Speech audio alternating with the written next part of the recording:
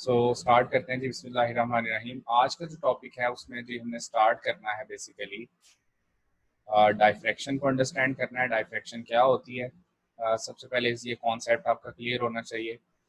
Diffraction जो है, light जो है, इसको सबसे पहले ऑब्जर्व किया था, नाम था साइंटिस्ट का फ्रांसिस्को मारिया गिरमाल्डी, या सिंपली हम उसको गिरमाल्डी भी कह सकते हैं। ये मशहूर नाम जो है उसका गिरमाल्डी है। डाइफ्रैक्शन जब भी वर्ड आता है ना, तो आपके जहन में जो है वो सबसे पहले आता है जी कि ये बेंडिंग ऑफ लाइट को बोलते हैं।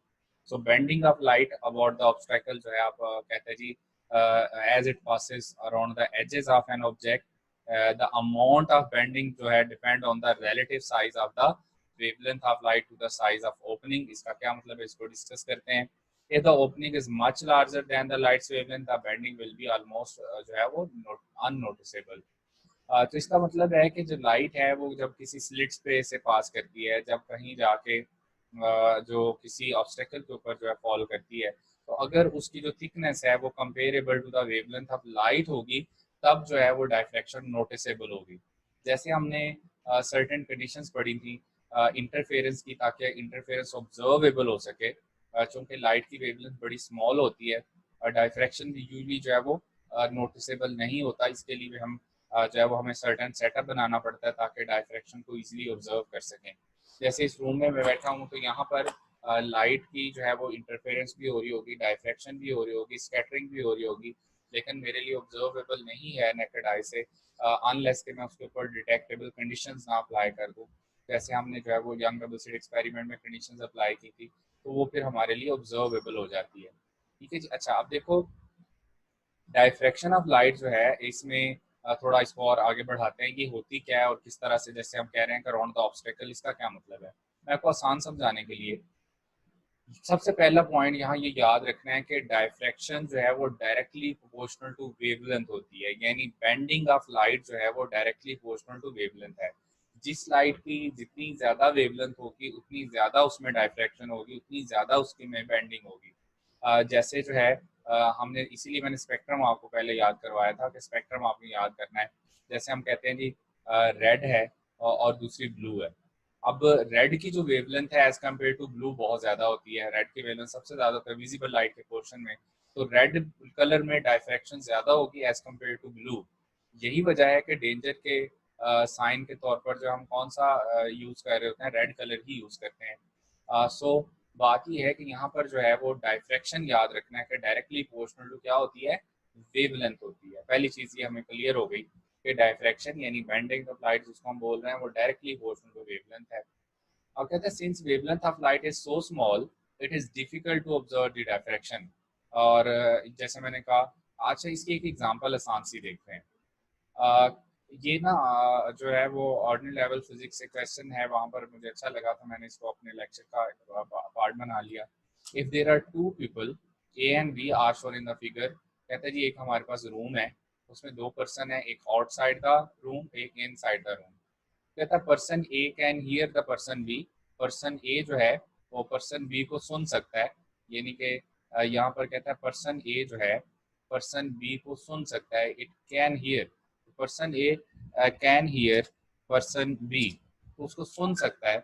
लेकिन कहता है ये जो पर्सन एंड बट कैनॉट जो है वो सी हिम, लेकिन उसको देख नहीं सकता। तो लेकिन कहते हैं कि उसको देख नहीं सकता, कैन नॉट सी। एक्सप्लेन जो है वो आपने जो है वो रीजन बतानी है, साइंटिफिक रीजन के कैसे ही होता है कैन नॉट सी। हाँ जी, anyone can explain this कि ये हमारे पास एक रूम है और इसका डोर ओपन है, और एक बंदा बाहर खड़ा है, एक अंदर खड़ा है। तो कहते हैं कि ये जो है उसको सुन तो सकता है लेकिन देख नहीं सकता, इसकी रीजन बतानी है। Anyone can explain this reason जी। हाँ जी। अब हमारे माशाल्लाह पाकिस्तानी स्टूडेंट ये कहेंगे जी कि चूँकि दीवार जो है उसके कान होते हैं, दीवारों के कान होते हैं, इसलिए उसको सुन सकता है। लेकिन चूँकि दीवारों की आंखें नहीं होती, इस वजह से वो उसको देख नहीं सकता। ऐसे ही होगा ना जी आपका जवाब?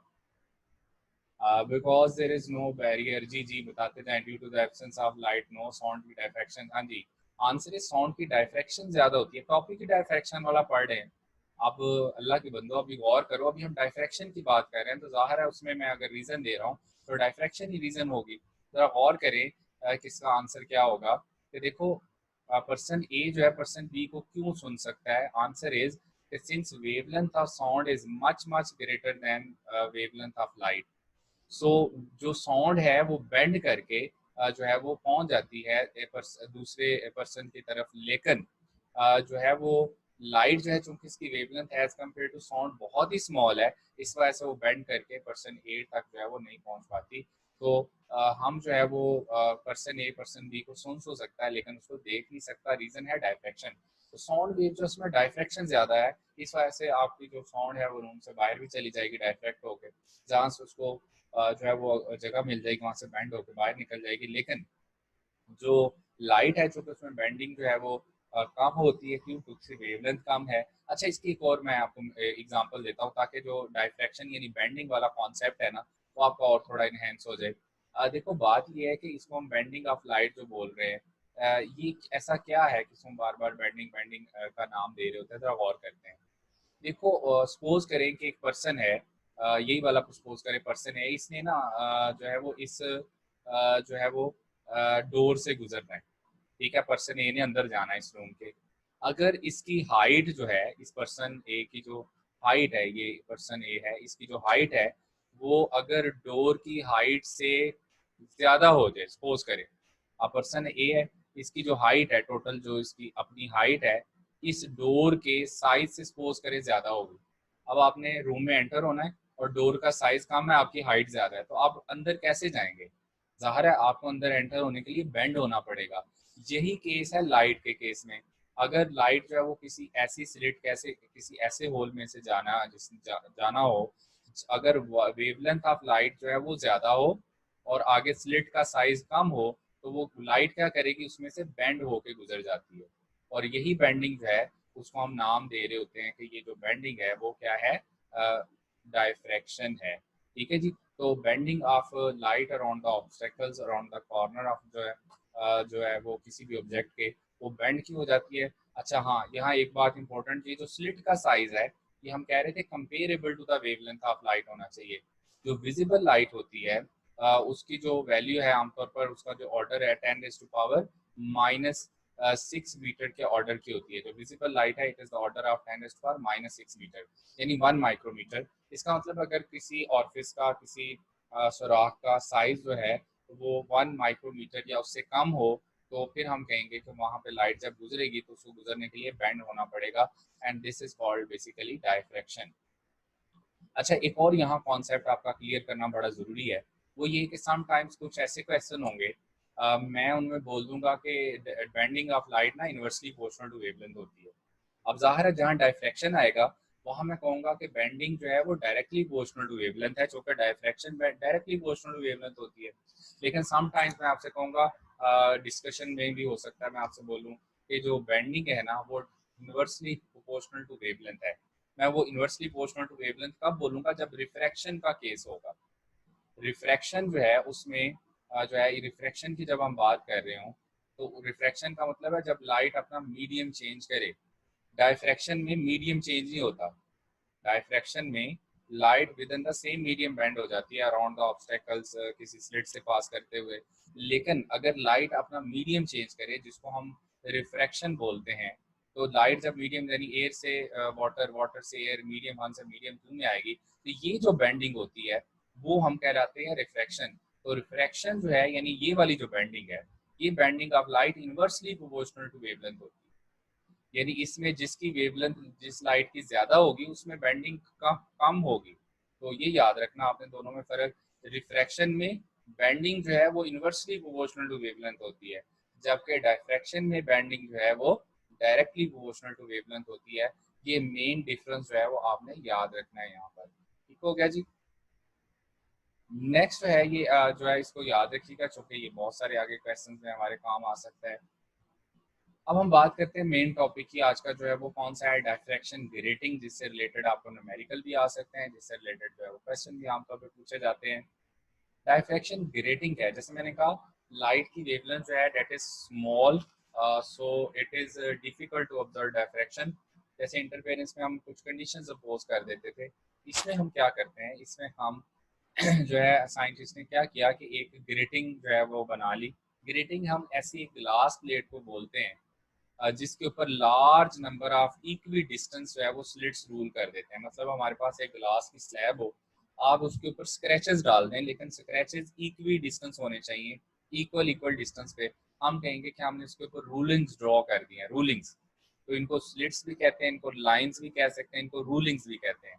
तो अगर हम उनके ऊपर रूल आउट कर देते हैं मैकेनिकली, मैकेनिकली का मतलब हाथ से आपको ड्रॉ कर दें, मशीन से ड्रॉ कर दें, तो वो बन जाती है हमारे लिए ग्रेटिंग। अब जो ज़ाहिर है हर दो लाइंस के दरमियान जो डिस्टेंस है वो comparable to wavelength of light होना चाहिए, ताकि जो है डायफ्रैक्शन जो है वो प्रोमिनेंटली ऑब्जर्व हो सके।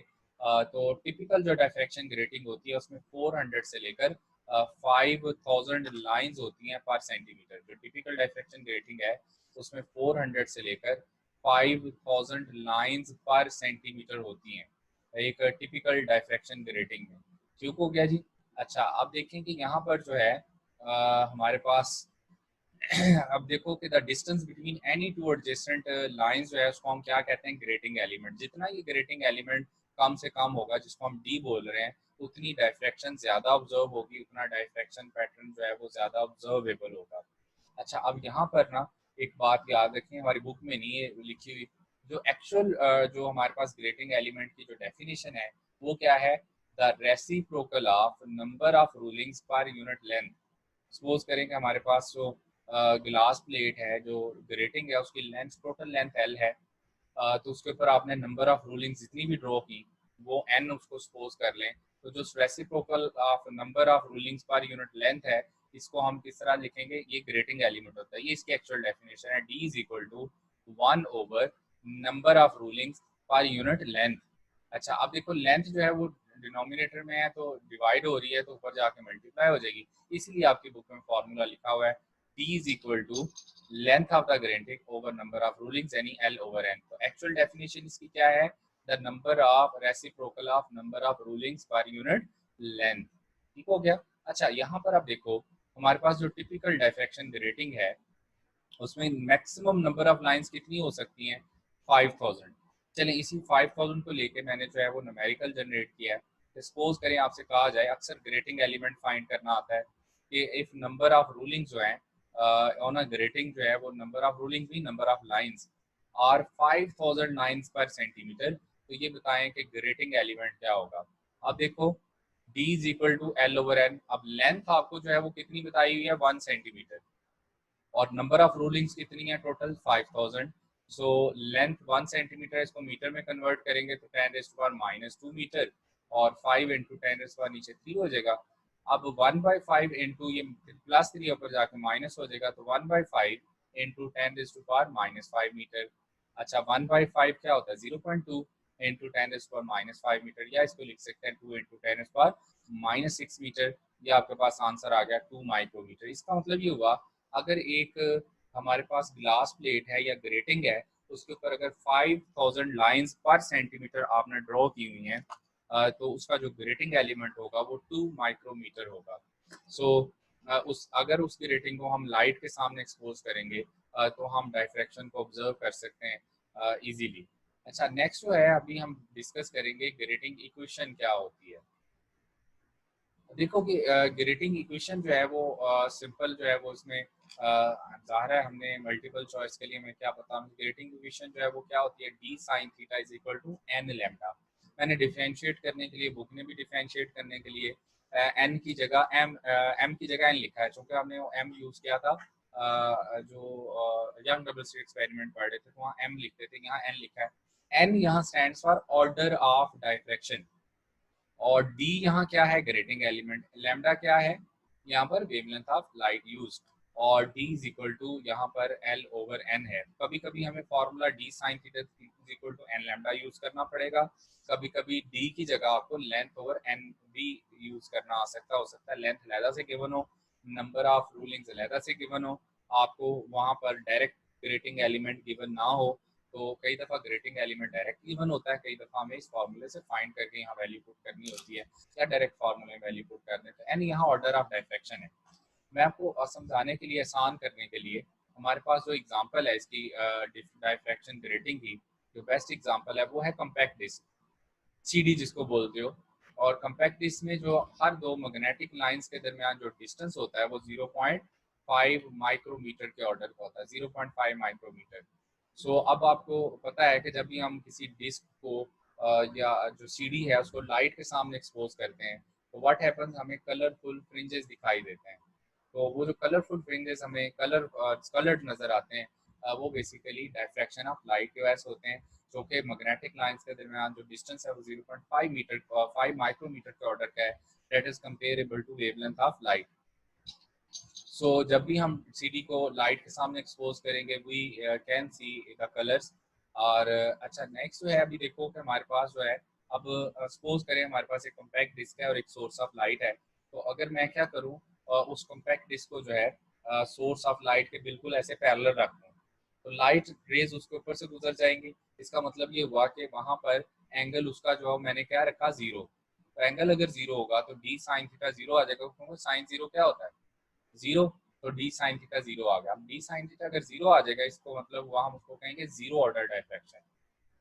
अब आप एंगल बढ़ाना शुरू करते हैं। आप क्या करें, कम्पैक्ट डिस्क हो जाए ना, उसका एंगल उसको थोड़ा टिल कर दें, एंगल बढ़ाना शुरू कर दें। आपने जो है इसको टिल किया, एंगल बढ़ गया। अब वो पॉइंट जहाँ पर d sine theta is equal to 1 lambda के इक्वल आ जाएगा, तो हम कहेंगे कि फर्स्ट ऑर्डर डायफ्रैक्शन है। जहाँ पर जो है वो डी साइन थीटा 2 लैम्डा आ जाए, आप एंगल आप बढ़ाते जा रहे हो, तो सेकंड ऑर्डर डिफ्रैक्शन आ जाएगा। सिमिलरली मैक्सिमम जो है वो nth ऑर्डर डिफ्रैक्शन तक हम पहुंच सकते हैं। तो इस इक्वेशन को हम क्या कहते हैं, ग्रेटिंग इक्वेशन। अच्छा, आपकी बुक का जो ये टॉपिक है उसमें लास्ट लाइन जरा पढ़िएगा गौर से। लास्ट लाइंस जो बुक की हैं वहां पर जो है वो लिखा हुआ है कि क्योंकि कलर्स जो होते हैं, मैंने अभी आपको बताया भी है कि डायफ्रैक्शन डायरेक्टली प्रोपोर्शनल टू क्या होती है, वेवलेंथ। इसका मतलब है जो हमारे पास विजिबल लाइट की बात अगर हम करें, जिसमें हम कहते हैं कि हमारे पास रेड है, ऑरेंज है, येलो है, अब देख ग्रीन है, ये सारे पोर्शन है। अब रेड की जो वेवलेंथ है वो ज़्यादा है एज कम्पेयर टू येलो। तो अगर यही वाला डायफ्रैक्शन आप रेड के साथ ऑब्जर्व कर रहे होंगे तो फर्स्ट ऑर्डर डायफ्रैक्शन जल्दी आ जाएगा, क्योंकि रेड में बेंडिंग ज़्यादा होती है। लेकिन यही अगर आप ग्रीन के साथ या येलो के साथ कर रहे हो, तो चूंकि diffraction directly proportional to wavelength है, इनमें हो सकता है फर्स्ट ऑर्डर सेकंड ऑर्डर देर से आए, यानी उसके लिए एंगल ज़्यादा बढ़ाना पड़े। तो ये एंड पे आपकी बुक ने एक्सप्लेन किया हुआ है। तो इसको हम कहते हैं ग्रेटिंग इक्वेशन। और यहाँ पर देखें कि हमारे पास जो है ग्रेटिंग में से जब लाइट इंसिडेंट होगी तो डिफरेंट एंगल्स पे अगर बेंड होगी, अगर सीधी गुजर जाती है इसका मतलब है जीरो ऑर्डर डिफ्रैक्शन है।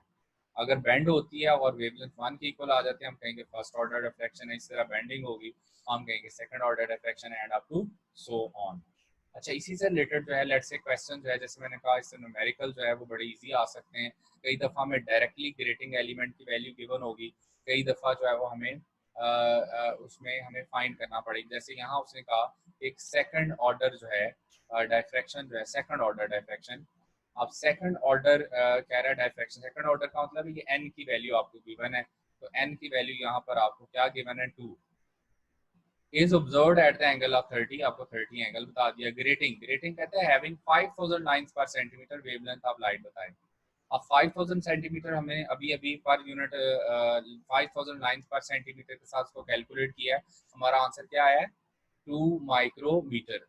आप डायरेक्ट भी यहाँ वैल्यूज पुट कर सकते हैं। लेंथ की जगह क्या पुट करेंगे, 1 सेंटीमीटर यानी 10⁻² मीटर, और नंबर ऑफ रूलिंग्स जगह 5000 यहाँ पुट करके आप डायरेक्ट भी यहाँ पर वैल्यूज पुट कर सकते हैं, या पहले ग्रेटिंग एलिमेंट फाइंड कर लें बाद में वैल्यूज पुट कर लें, एक ही बात है। ठीक है जी। लेकिन जैसे आसान आपको लगे वैसे आपने कर लेना है। तो यहाँ से जो है वो आप अगर गौर करें तो हमारे पास जो है इसमें आंसर जो आपका बनेगा, अब आप देखें कि डी की जो वैल्यू है वो 2 × 10⁻⁶ आ जाएगी, जैसे अभी हमने थोड़ी देर पहले सॉल्व किया। साइन 30 1/2 होता है, और सेकंड ऑर्डर कह रहा है तो एन की वैल्यू आपने 2 रख ली, ये 2 2 से कैंसिल आउट हो गया। 1/2 जो है वो 0.5 होता है। अच्छा, यहाँ एक बात बड़ी इंपॉर्टेंट है, गौर से सुनिएगा।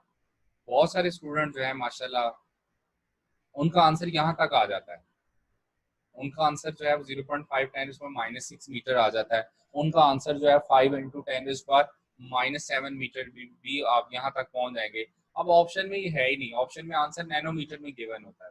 अब वहीं पे वो परेशान हो जाते हैं। हालांकि ये छोटी छोटी बातें हैं, यूनिट्स जो है, ये प्रीफिक्सेस जो है, इसका कॉन्सेप्ट आपको अच्छे से पता होना चाहिए। हमने इसको नंबर ऑफ टाइम्स न्यूमेरिकल में यूज किया हुआ है, यूनिट 1 में भी पढ़ा था। तो क्या हम इसको 500 नैनोमीटर नहीं लिख सकते? अगर मैं 5 के साथ 2 जीरो लगाऊंगा तो इसके साथ -2 आएगा ना, तो 10⁻⁹ हो जाएगा। इसका मतलब है हम इसी को सेम को 500 नैनोमीटर भी लिख सकते हैं। तो समटाइम्स वहाँ आंसर जो है वो 5 × 10⁻⁷ लिखा होगा, समटाइम्स आंसर 500 नैनोमीटर होगा। दोनों में से कोई एक बात हो सकती है।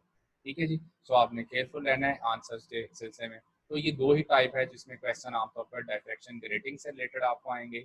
अच्छा, अब नेक्स्ट हम बात करते हैं, एक और इन्फॉर्मेशन याद रखिएगा, जो रेडियो ट्रांसमिशन होती है is possible in mountain area. जो माउंटेन एरियाज होते हैं वहाँ पर जो रेडियो ट्रांसमिशन इसलिए पॉसिबल होती है क्योंकि रेडियो वेव्स की वेवलेंथ सबसे ज़्यादा होती है इलेक्ट्रोमैग्नेटिक पोर्शन में।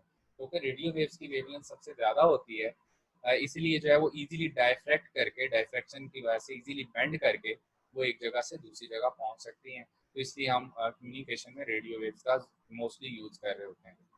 अच्छा, नेक्स्ट जो है, ये जो हमने टिपिकल डायफ्रैक्शन रेटिंग की बात की है, हमने मैक्सिमम नंबर ऑफ लाइंस रख के कैलकुलेट किया है। जो टिपिकल डायफ्रैक्शन की रेटिंग है 5000 लाइंस पर सेंटीमीटर, उसने कहा होती है 400 से लेकर 5000। हमने मैक्सिमम लाइंस ली, हमारा आंसर आया 2 माइक्रोमीटर। यानी कि इसका मतलब ये हुआ कि जो हमारे पास वेवलेंथ ऑफ एक्सरेज है वो तो होती है 10⁻⁻10 मीटर। वेवलेंथ ऑफ एक्सरेज जो है वो 10⁻⁻10 मीटर होती है। इसका मतलब ये हुआ कि ये जो हमारे पास एक्सरेज हैं, अगर इसकी वेवलेंथ 10⁻⁻10 मीटर के ऑर्डर की है तो ये टिपिकल डायफ्रैक्शन ग्रेटिंग जो है वो एक्सरेज को डायफ्रैक्ट नहीं करवा सकती। अब देखो ना, हमारे पास जो ये टिपिकल डायफ्रैक्शन ग्रेटिंग है उसकी स्लिट का साइज जो है, यानी उसका ग्रेटिंग एलिमेंट है 10⁻⁻6 मीटर। ठीक हो गया। अच्छा, अब जो एक्सरेज है, एक्सरेज की जो वेवलेंथ है वो 10⁻⁻10 मीटर होती है। अच्छा, अब मुझे ये बताएं कि 10⁻⁻10 मीटर बड़ा है या 10⁻⁻6 मीटर बड़ा है? ज़ाहिर है 10⁻⁻6 मीटर बड़ा है as compare to wavelength of x rays that is 10⁻⁻10। तो ये अनडायफ्रैक्टेड उसमें से पास कर देगी एक्सरेज जो है। तो इसका मतलब है टिपिकल डायफ्रैक्शन ग्रेटिंग जो है वो एक्सरेज को डायफ्रैक्ट नहीं करवा सकती। So since wavelength of x rays is very small, as it is the order of 10⁻⁻10 metre, इसका मतलब है कि जो टिपिकल डायफ्रैक्शन ग्रेटिंग है उसमें से इजीली एक्सरेज पास कर सकती हैं। तो इन 1914 जो है, इन 1914 जो है, सॉरी ये 11 लिखा हुआ है, 1914 में डब्ल्यू एल ब्रैग और डब्ल्यू एच ब्रैग जो है, ये दोनों जो है इन्होंने डिस्कवर किया कि जो एक्सरेज हैं ये कहाँ से पास कर सकती हैं। ये जो है क्रिस्टल जो है, किसी भी जो क्रिस्टल है उसकी जो क्रिस्टलेटिक होती है वो आमतौर पर किस ऑर्डर की होती है? ये 10⁻⁻10 मीटर के ऑर्डर की होती है। फॉर एग्जांपल हमारे पास जो है वो NaCl का क्रिस्टल हो सकता है। तो जितने भी सॉलिड्स होते हैं उनमें आमतौर पर जो है बहुत सारे ऐसे सॉलिड्स हैं जिनमें जो और लैटिस स्पेसिंग है, यानी एटम्स के दरमियान डिस्टेंस होता है, वो 10⁻⁻10 मीटर के ऑर्डर होता है या उससे भी कम हो सकता है। इसका मतलब है अगर हम एक्सरेज के सामने तो क्रिस्टल रख देंगे तो एक्सरेज वहां से गुजरने के लिए बेंड होकर उनको गुजरना पड़ेगा। तो ये इसके लिए जो है वो हम ब्रैग्स लॉ हमने सीखा था। तो ब्रैग्स लॉ में क्या है जी, ये बड़ा सिंपल है। वो सिंपल आपको देखें, ये रे 1 है, ये आपकी रे नंबर क्या है 2 है। तो अगर रे 1 और रे 2 में तो दोनों रेस के दरमियान जो पाथ डिफरेंस है वो ये वाला बनेगा। अब ये जो है वो डी साइन थीटा है, तो ये वाला भी पाथ क्या होगा, डी साइन थीटा। तो total D sine theta plus D sine theta कितना हो जाएगा, 2 डी साइन थीटा। इसको हम कहते हैं ब्रैग्स लॉ या ब्रैग्स इक्वेशन। अब याद रखना है, अगर तो जैसे कि चांसेस है आपके पास सिंपल डायफ्रैक्शन ग्रेटिंग से रिलेटेड ही क्वेश्चन आएंगे सारे, लेकिन कभी कभार ऐसा हो सकता है कि आपके पास जो है वो क्वेश्चन आ गया जिसमें एक्स रेज उसने मेंशन किया हुआ कि x rays are incident on a grating. तो जब एक्स रेज की बात कर ली तो 100% जो है वो फिर वहाँ फॉर्मूला जो है वो 2d sine theta is equal to m lambda वाला यूज होना है। वहाँ पर जो फॉर्मूला है वो आपके पास जो है वो ये वाला formula d sine theta is equal n lambda simple वाला फार्मूला यूज नहीं होना। तो जहाँ भी आपके पास बात करें वो एक्स रेज की, एक्स रेज जो है are incident on diffraction grating, और इतने एंगल पे वो बेंड हुई तो वेवलेंथ ऑफ लाइट फाइंड करें, उसमें ग्रेटिंग एलिमेंट आपको गिवन हो। ग्रेटिंग एलिमेंट यहाँ डी जो है इसको हम ग्रेटिंग एलिमेंट नहीं कहते, बल्कि यहाँ पे जो डी है ये वाला जो जिसको हम स्मॉल डी बोल रहे हैं, इसको हम इंटर प्लेनर स्पेसिंग बोलेंगे या क्रिस्टलेटिक बोलते हैं। तो इंटर प्लेनर स्पेसिंग अगर लेट से आपको गिवन हो तो फिर जो है वो हम ये वाला फार्मूला यूज करेंगे 2d sin theta is equal to m lambda. Bragg's law के हमें यूज भी पता होने चाहिए। इसके यूजेस जो है वो क्या क्या है कि ये इंटरप्लेनर स्पेसिंग फाइंड करने के लिए, यानी डी हर दो एटम्स के दरमियान जो डिस्टेंस है वो ऑर्डर ऑफ 10⁻⁻10 मीटर के राउंड बोर्ड होता है।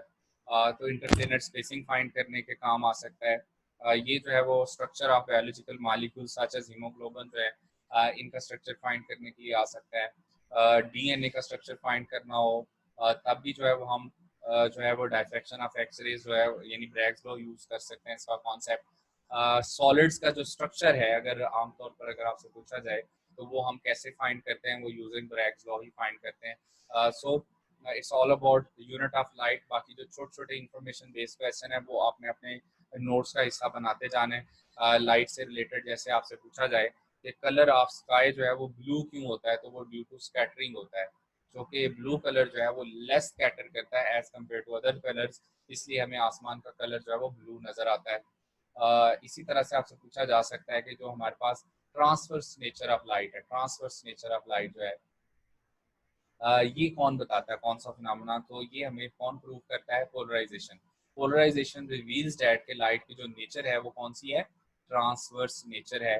बाकी जो फिनोमेनाज है, रिफ्लेक्शन है, रिफ्रैक्शन है, डायफ्रैक्शन है, ये बताते हैं कि लाइट की नेचर जो है वो वेव नेचर है, लेकिन कोई भी इनमें से ऐसा फिनोमेना नहीं है जो हमें बताए कि लाइट की नेचर जो है वो लॉन्गिट्यूडल है या ट्रांसवर्स है। पोलराइजेशन जो है वो हमें बताता है कि लाइट की जो नेचर है वो कौन सी है, वो ट्रांसवर्स नेचर है। अब आपका क्वेश्चन आंसर सेशन जो है वो स्टार्ट होने लगा है। अब जो जो आपने क्वेश्चन पूछने हैं वो अब आप पूछ सकते हैं।